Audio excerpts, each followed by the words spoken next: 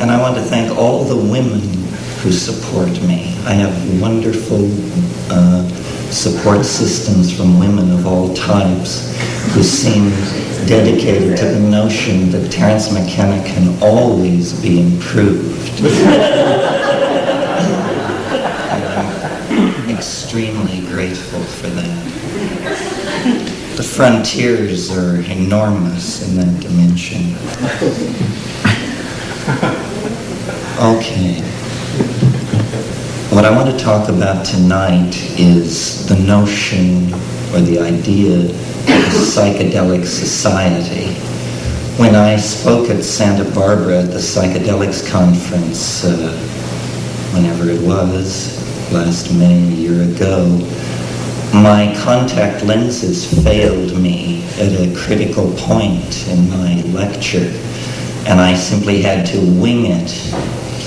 And later, when I played this tape back, I heard this phrase, psychedelic society, and I had never used it consciously in a lecture.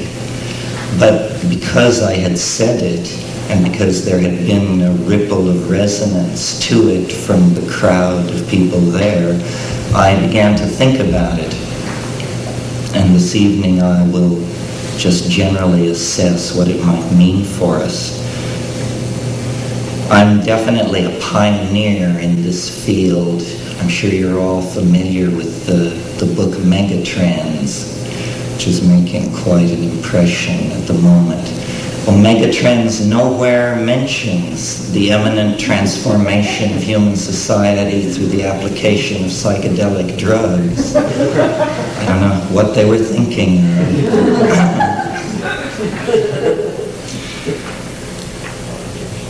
What I think a psychedelic society, what that notion means or implies to me in terms of ideology, is the idea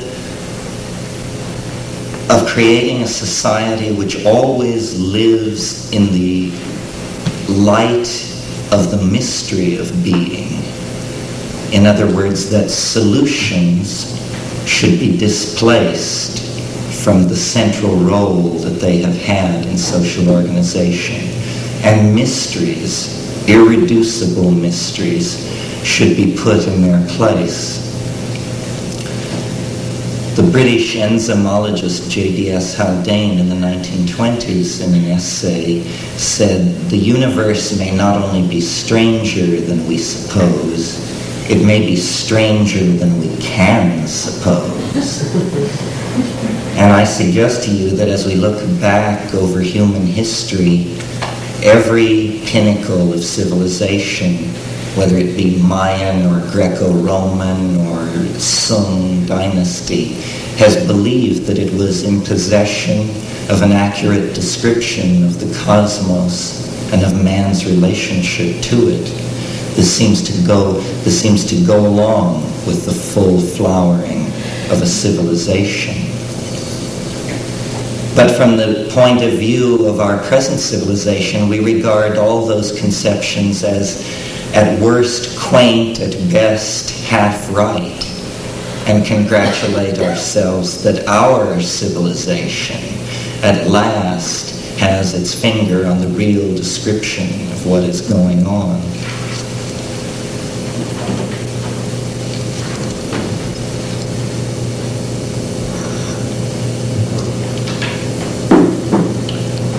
But I think that this is not true, and that actually what blinds us or what makes historical progress very difficult is our lack of awareness of our ignorance, and that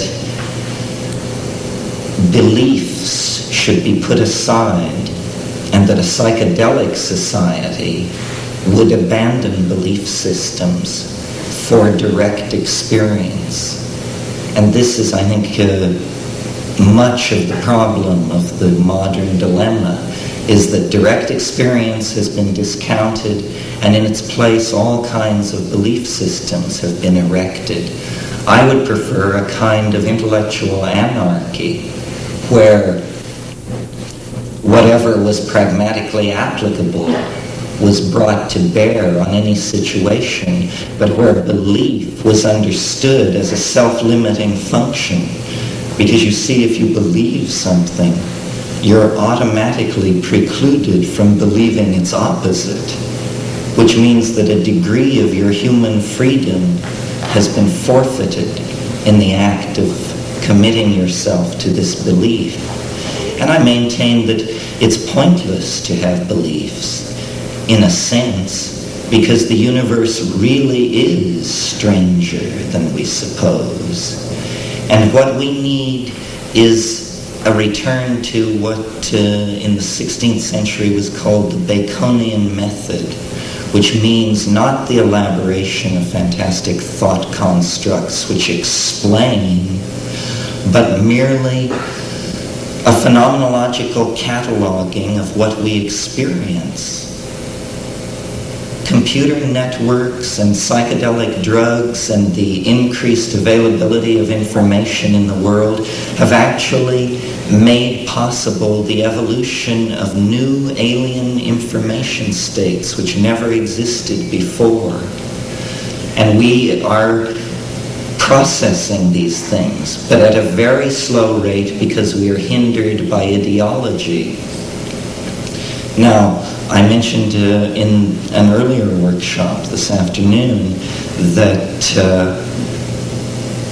Freudian models, Jungian models of the psychedelic experience, which saw it as somehow a stripping away of resistance and a revealing of complex and hidden emotions and motives and belief systems, has been replaced in the last 5 to 10 years with the shamanic model of hallucinogenic and shamanic experience. This model holds that archaic peoples have deputized special people to probe hidden information fields using psychedelic drugs, and that the information extracted from these information fields is then used to guide and direct the society.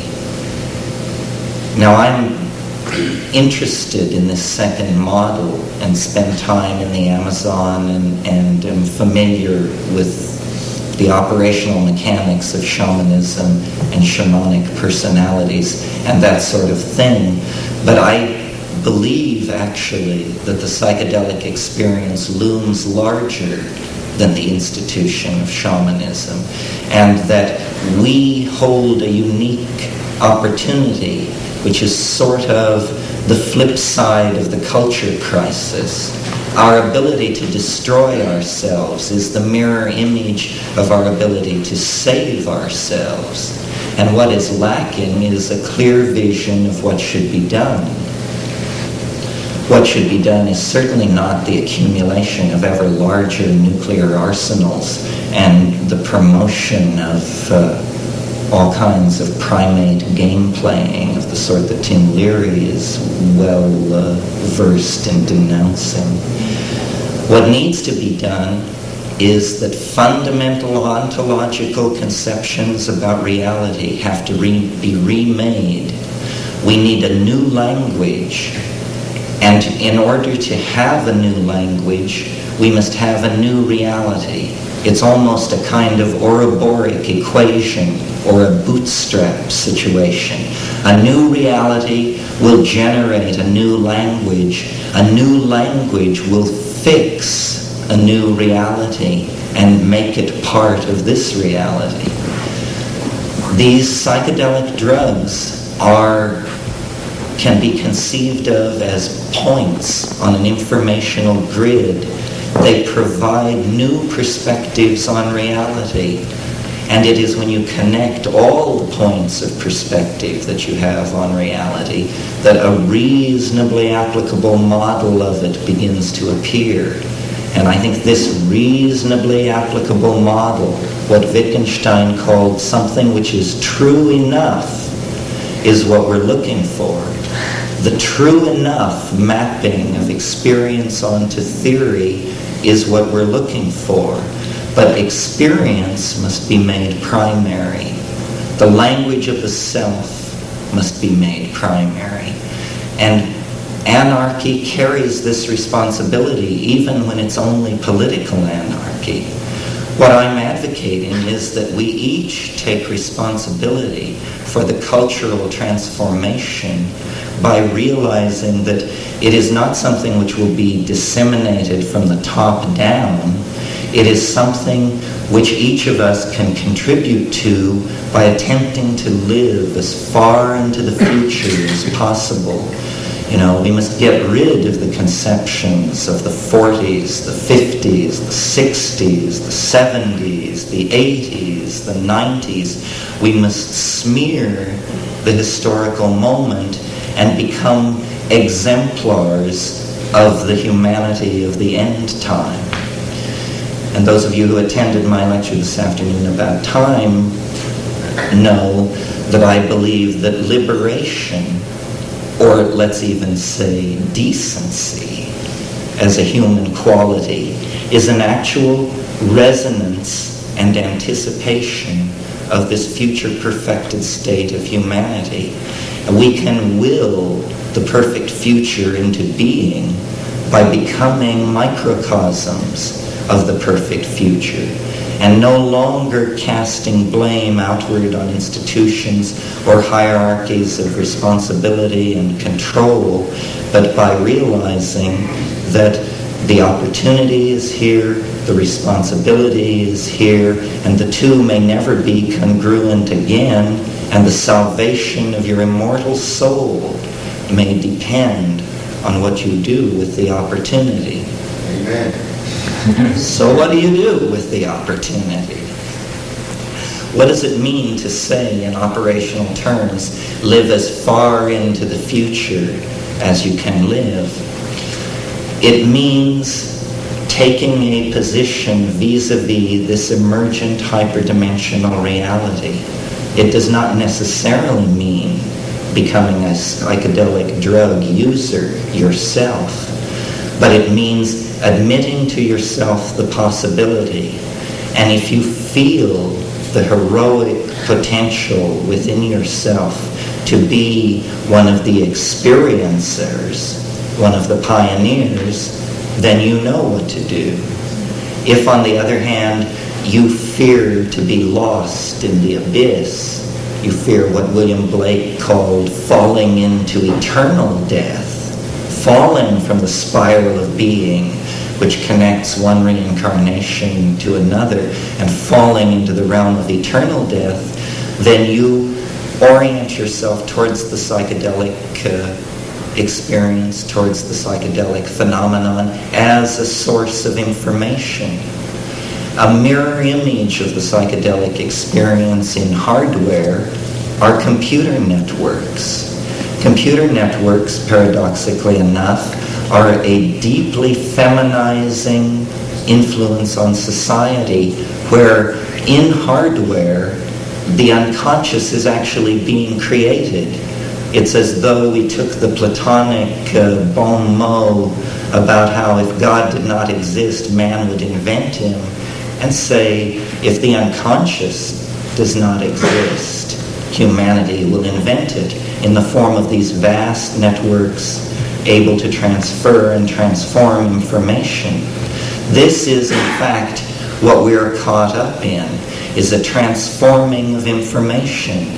We have not physically changed in the last 40,000 years. The human type was established at the end of the last glaciation.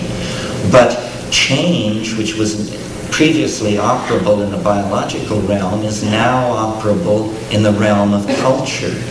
And we are shedding cultural adumbrations of our vision of the unitary mystery at a faster and faster rate as we try to accommodate ourselves and mirror ourselves to the mystery which lies ahead of us in time, and which is throwing this vast shadow of fatedness back over the entire experience of human history for everyone who has lived in it. And previous to our own era, the only control language which could be applied to this thing which was bringing people together and causing birth and death and tearing down and erecting civilizations, was God. And it was imagined as a self-conscious force that was leaning into the world like a cat into a fishbowl and making things happen. Now we have a different notion, a notion of a vector system where forces over a large area are oriented toward a very small space. And this is what history is. It's an inrushing toward what the Buddhists call the realm of the densely packed, a transformational realm where the opposites are unified.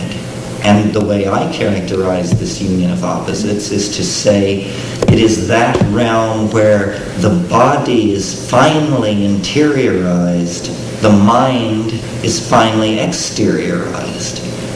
The way I think of the mind is as a fourth dimensional organ of your body. You can't see it because it's in the fourth dimension, but you experience a sectioning of it in the phenomenon of consciousness. But that is only a partial sectioning of it, the way a plane gives a partial picture of a cone when it truncates it. The growth of information systems is only a mirroring in masculine hardware of what already exists in nature as a fact. And it is up to us to hone our intuitions and to become aware of this pre-existent system of communication and wiring so that we can step away from the dualisms which separate us from each other and from the world. We need to realize that there is a gene swarm, not a set of species on the earth, that half the time when you think you're thinking, you're actually listening, and that ideas are remarkably slippery things and are very difficult to trace to their origins, and that we really are one-on-one and all together in a dimension that is not as accessible as you might wish to be, congealed, as Finnegan's Wake says. The psychedelics are a red-hot social issue, ethical issue, whatever the term for it is. And it is precisely because they are deconditioning agents. They will cast doubt in you if you're a Hasidic rabbi, a Marxist anthropologist, or an altar boy, because their business is to dissolve belief systems. And they do this very well, and then they leave you with the raw datum of experience. What William James called, in talking of infants, a blooming, buzzing confusion is what they leave you with, the raw datum of experience. And out of that, you reconstruct a world. And you need to understand that it is a dialogue where your decisions, the projection of your grammar onto the intellectual space in front of you, is going to gel into a mode of being. We actually all create our own universe because we are all operating with our own private languages, which are only very crudely translatable into any other person's language. There's even a physical analog to this, which will further reinforce this notion of alienation. It is that your picture of the world impinging on your eyes is made of photons. Photons are tiny wave packets so closely circumscribed energetically that they can be thought of as particles. That means that every single photon which falls on the back of my eye is different from every single photon which falls on the back of any one of your eyes. This means that I am using 100% a different section of the world than any one of you is to get a picture of the world. And yet we are sitting here with the naive assumption that our pictures of the world differ only by our perspective within the space of the room. And we have numerous extremely naive assumptions like this built into our thinking. And our most venerable explanatory engines, such as science, happen also to be our oldest explanatory engines, and therefore they have built into them the most naive and unexamined assumptions. For instance, science, we can demolish it in 30 seconds. Science tells you that a set of conditions will create a given effect, and that every time that set of conditions is in place, that effect will be found to obtain. Well, the only place this happens is in laboratories. In our experience, it isn't like that. A contact with a person is always different. The experience of making love, having a meal, riding the bus, these things are always different. It is their uniqueness, in fact, and the uniqueness that pervades all being that makes it bearable at all. Yet science is willing to tell you that the only things worth describing are those phenomena that can be repeatedly triggered. This is because these are the only phenomena science can describe, and that's the name of the game as far as they are concerned. But we, to claim our freedom, to take advantage of the tiny moment between immense abysses of unknowability, perhaps death, perhaps other reincarnations, perhaps transitions into other life forms. These things we don't know. But in the moment of being human, we have a unique opportunity to figure things out. And I have the faith that it is possible sometime, somewhere, to have a conversation. Perhaps no progress would be made until the 9th hour, but to have a conversation in which reality could be literally pulled to pieces, beyond the point of reconstructing.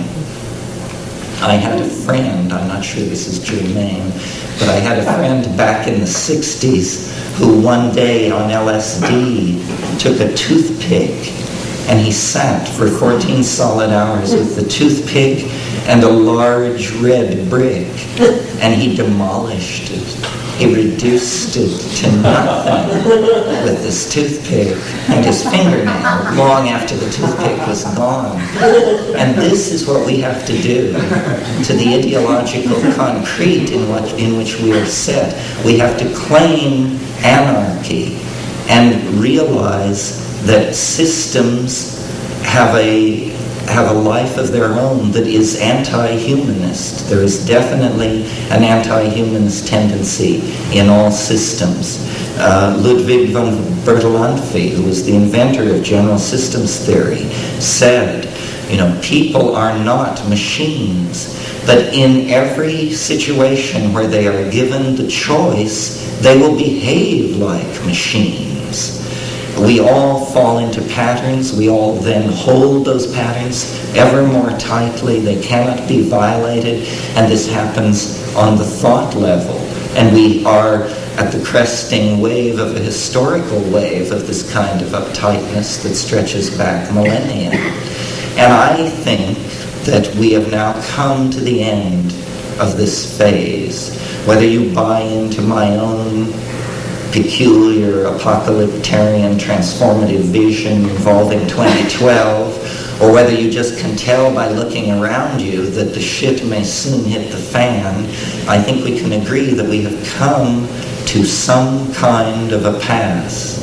And what is going to come out of it is either going to be a great deal of dislocation in the biosphere, the invalidation of intelligence as an adaptation of biology, and our extinction, or we are going to become, as James Joyce dreamed we could, man-made dirigible, is how he put it. In other words, the exteriorization of the soul, the interiorization of the body.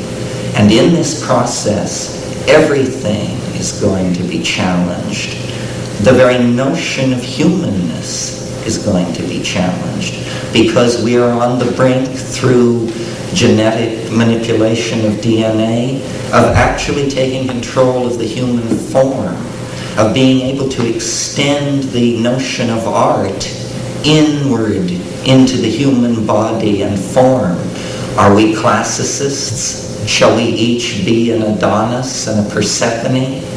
Or are we, what are we? Are we surrealists? Shall I be a potato and you a burning leopard?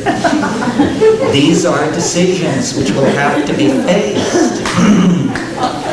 These are the important questions.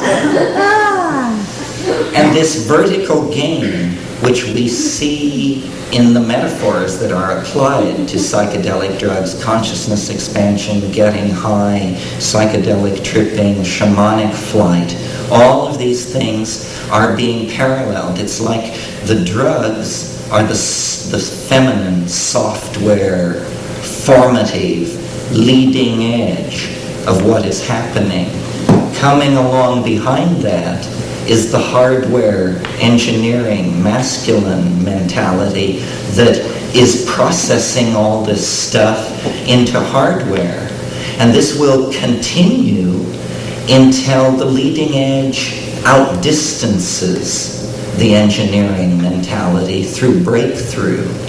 And this is what I think the shamanic hope is, that we can find a way to use chemicals in our bodies and our voices and our thoughts and our hands upon ourselves and each other to transform ourselves without technology, to move into the realm of the imagination on the natch, as it were, with an interiorized, psychopharmacologically applied technology that frees us in the imagination. At the same time that this is going on, the engineering mentality is going to set human societies in orbit around the Earth and the Moon and the near planets.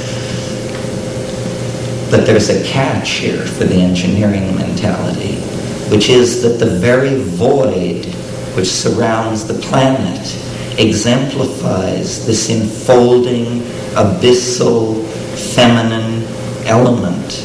It is the mysterious mama matrix of Finnegan's Wake. The mysterious mama matrix is the universe, and there is no escaping that fact.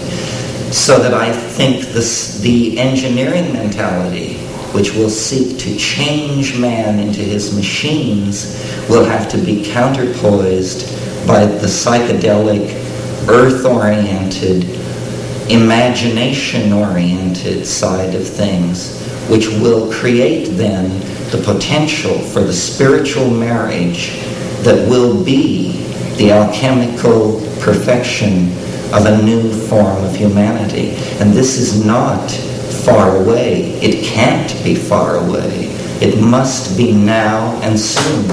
And it is, as I said,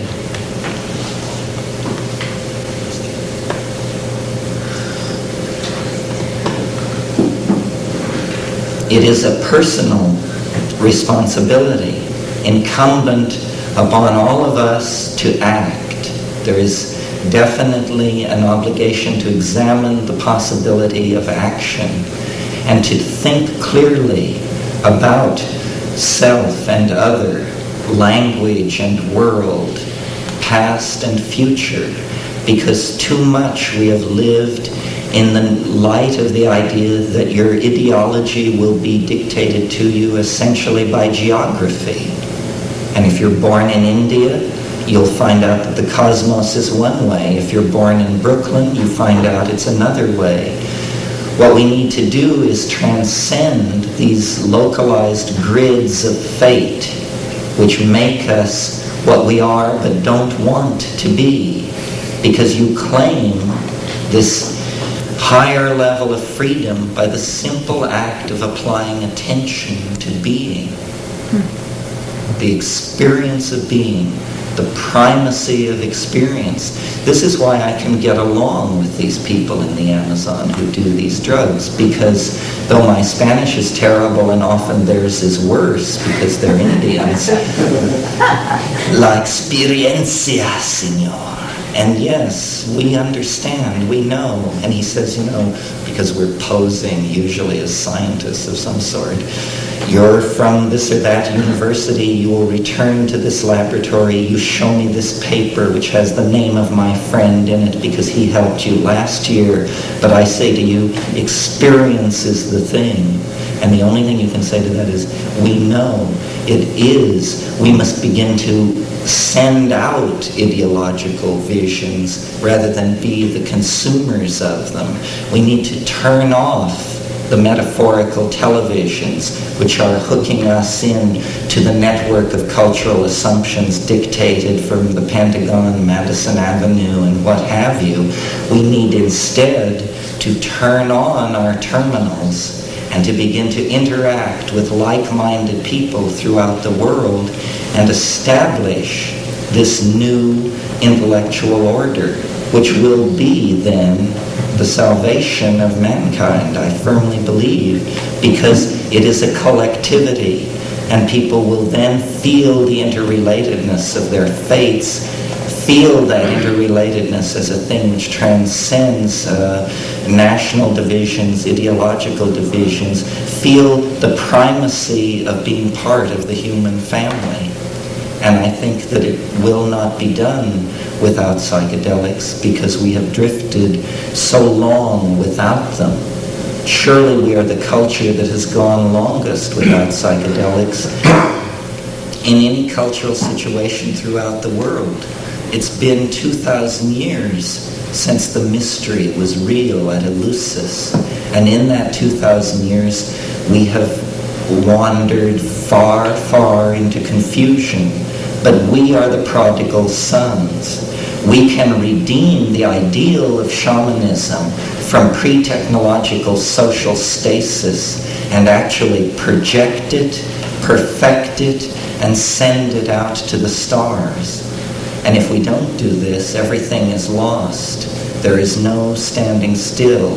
There is only risk and commitment to these millennia-long cultural goals that will restore meaning and direction to our civilization, or we will fritter it away into chaos and destruction and the horrors of the typical future scenario.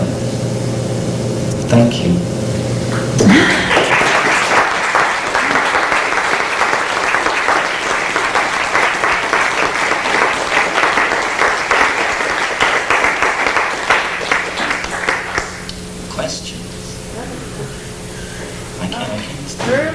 Earlier in your talk, you mentioned the expression gene swarm, and I'm not familiar with it. Could you explain it? Yes, I talked about this in the workshop this afternoon, pointing out that the notion of species is simply a 17th century convention of biological classification begun by Linnaeus, because when you visually look around with no awareness of geological time, you do seem to see distinct plants and animals.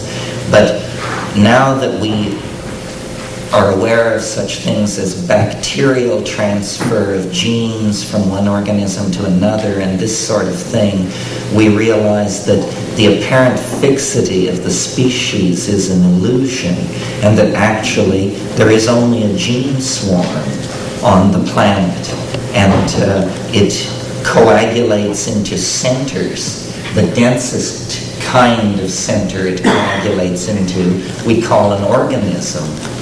But it also coagulates into more loosely bound systems, such as symbiotic relationships, or yet more loosely bound relationships, ecotomes and biospheres, and that really there are just, from any given biological center, there is just a series of concentric shells of influence going both directions outward, and that's a more true view of the situation on the planet than the notion that there are distinct species.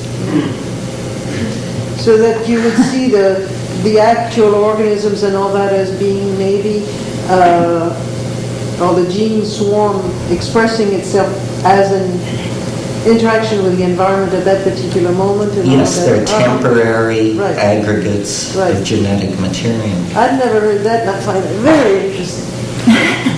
Well, it turns out when you start, I don't want to get too deeply into it because it's a sideline, but when you start looking at the ways that genetic material is transferred around, there are all kinds of ways. There's even been a kind of termite found in Africa where the mating activity is so furious that, and the sexual organ of the male insects so sharp that they actually pierce the body cavity, not only of females, but also of other males. And by marking the sperm of these insects and following it, you can discover that some male individuals are transferring sperm to females that is not their sperm. And that absolutely violates the central dogma of Darwinian evolution, which is that the genetic material, the transferability and adaptability of the genetic material is directly linked to the adaptability of its carrier. But here you have a situation where the owner of the sperm may be dead because he was non-adaptive, but the sperm, because it's in the body of a more adaptive insect, is actually having an impact on the expression of the phenotype. So that's very technical, but anyway, genetic material moves around in all kinds of ways, and I'm sure there are more ways soon to be discovered. Thank you. Politically speaking, what would be some of the first steps to integrate psychedelics into our culture?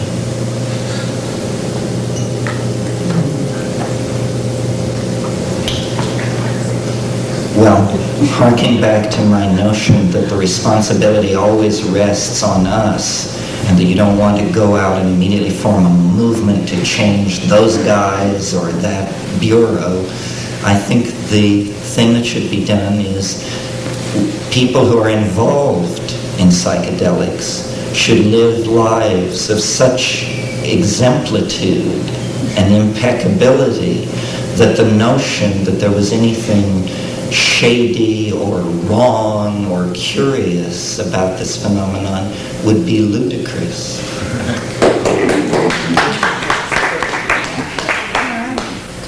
I thought about it. See, I didn't think of it. Any other questions? Then thank you very, yes. I'd like to have a clearer vision of how you would see a psychedelic society, in that if we were able to demolish a lot of the belief systems that we do operate under, how would we relate to one another? How would you see that vision unfolding? Okay. Well, there was a French sociologist about 15 years ago who had some vogue and then faded. I don't know what his sin was. But his name was Jacques Ellul, and he wrote a book called The Technological Society. And in there he had an axiom. And the axiom was, there are no political solutions, only technological ones. The rest is propaganda. What a psychedelic society would do, I think, is it would rationally solve problems. The first thing to notice is that we could pave the streets with gold if we would just eliminate defense spending. In other words, our limited energy resources are not being allocated in such a way as to move us towards survival. We have to begin to solve our problems using solutions that are present at hand, no matter who they offend. So there would be a value system in operation then? A value system, a humanist value system. It's very interesting that, to me, that the, what do they call it, silent majority, that the way in which they name their enemies is secular humanists. This is the only intelligent thing they ever say. It's the only intelligent phrase in their entire repertoire, but it's fascinating. We are secular humanists. That's precisely what we are. We believe that human beings are to be the measure of all things, that there is no other standard, not a classless society or God Almighty. There is no other standard but man, humanity, people. And this is a Renaissance ideal. It was first enunciated by Marcello Ficino in 1510. But we have not acted upon it. We have not, up to this time, had a secular humanist society. We've had this curious mix of medieval remnants in the religious department, gangster capitalism in the economic department, stasis-seeking Marxism as a counterpoise to that. We have never rationally tried to solve our problems. And we have never rationally tried to solve our problems on a personal level until the advent of, psychology in the modern sense. People never examined the center. They thought of the center as a mirrored bead, and that you didn't ask questions about the self or motive or the relationship of your worldview to trauma, expectation, class level. All of these things we have become aware of as we have steadily retreated from the illusion of a world deployed in three-dimensional space. And we're only at the beginning of this process. For instance, I don't say this to knock Esalen. I say it as an example. I think Esalen is definitely the cutting edge of things and has been for some time. But isn't it preposterous that Esalen operates under the laws of the United States, which make taking these drugs illegal? They must do that. They must do that. They have no choice, whatever their private opinions may be. And all institutions are in that bind. There's no such thing as a revolutionary institution. There are only revolutionary people. And this is why this de-emphasis on belief systems and their support systems, which are institutions, seems to me the essence of this psychedelic message. It says, be against method. Don't be enslaved to method.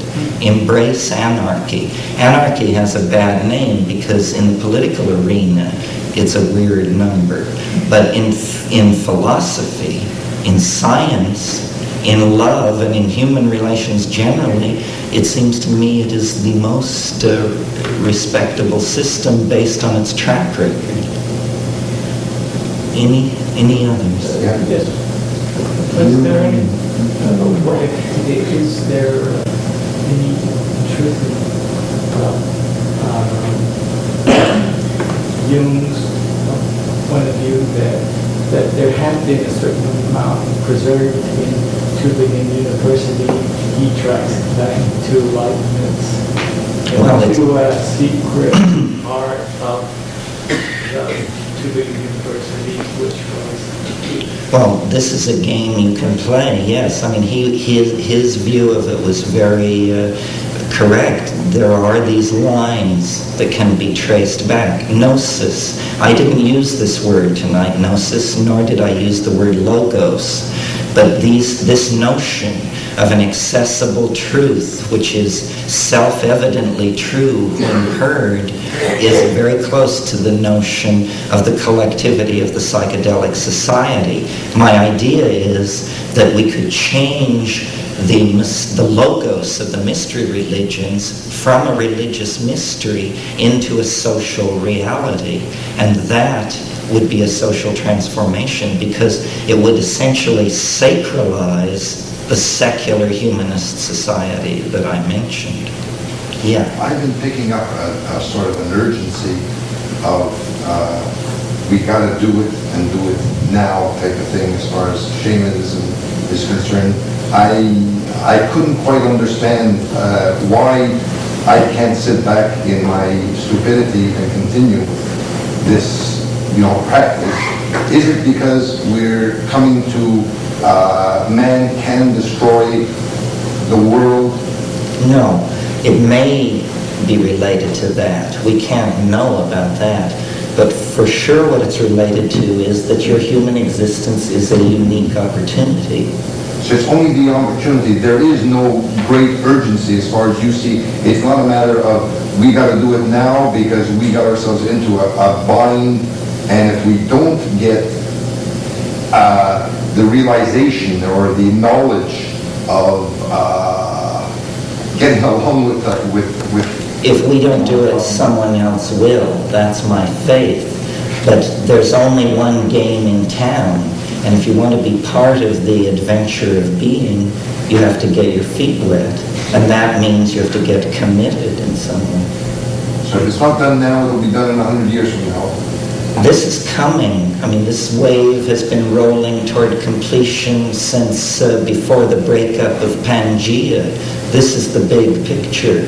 Yes, it's coming. The monkeys are going to the stars. Whether smoothly or not so smoothly is not clear. But the monkeys are going to the stars, and they're going to take everyone with them. And it can be a relatively smooth birth with no tearing and no bleeding and everything just moving right along. Or it can be holy hell and leave the earth a smoking cinder before it's over with. But the monkey thing, the information creature, is definitely on its way to the stars. I don't think anything can stop that. If you wanted to stop that, you had to get back there before the pyramids. Well, thank you very much.